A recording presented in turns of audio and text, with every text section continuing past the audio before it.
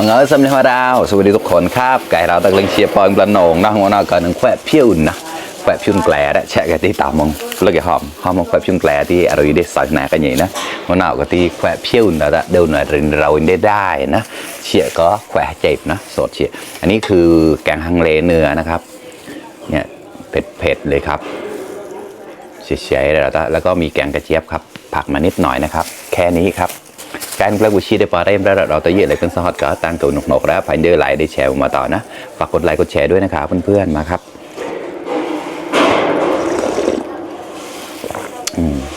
ว่าเจ็บคอดีมากแชร์มาครับเอามัวมาหัวภาษาว่าเบิ้งเหมือนภาษาว่าแต่เรื่องมัวมันกระเบื้องแต่จืดภาษาหยาบนี่ตามเปลมสายนะแชร์ก่อนหนุ่มงานอะไรจุดรถสมาร์วอลประมอซาใต้นะกลัวร้องอย่าร้องเดี๋ยวนะนะครับขำโตโต้หมอกตุดเต้าตั้งนู้นแล้วนะ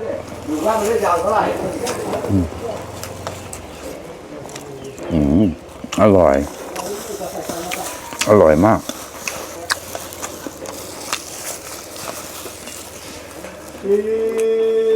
สักตายลงแจกมะเขือเทศ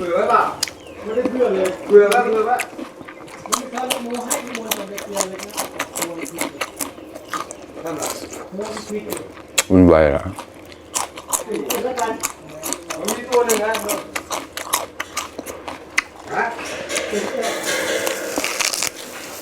งานนี้กูรับไปเนี่ยไม่ได้ยาวหรอกยาวดิเดี๋ยวจะที่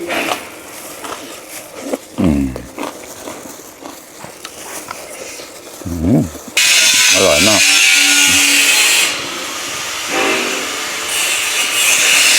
เต้นนี่กูหายอ่ะมันก็กูชื่อปั้นกำจอดแล้วด้วยมากินข้าวด้วยกันนะครับ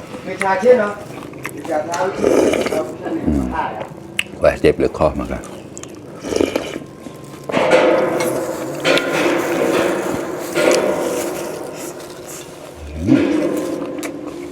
มาที่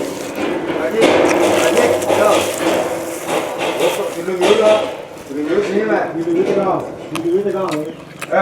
โอ้โหเก่าที่ไรโอ้โหเก่าดูนี้แหละผู้กองดูตัวผู้กองดูแต้มผู้กองดูนี้ไหมใช่ไหม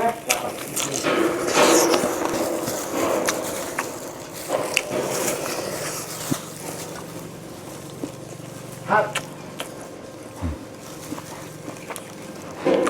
พะวอนเจ้าจ้ะลูกชายพะวอนใช่ไหมครับรสชาติดีมากครับ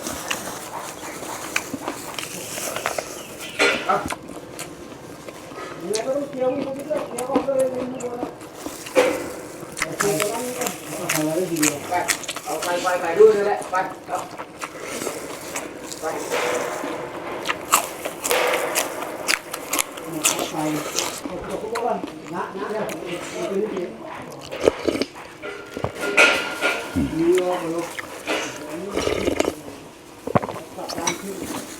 อร่อย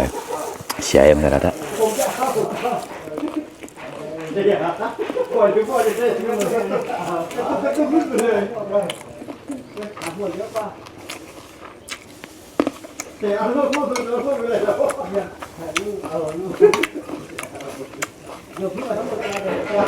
แกงกระเจี๊ยบ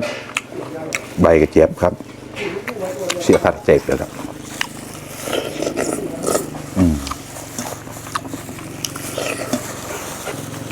เพราะนับโมแล้ว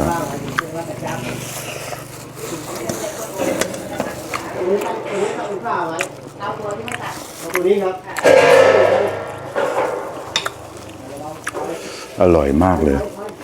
เขาออกมากันแล้ว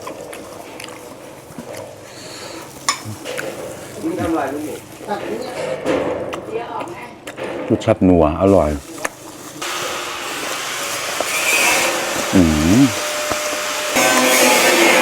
หมูปั้นเดือดสักว่าขำโตโต้หมอกตุดเต้าตั้งแล้ว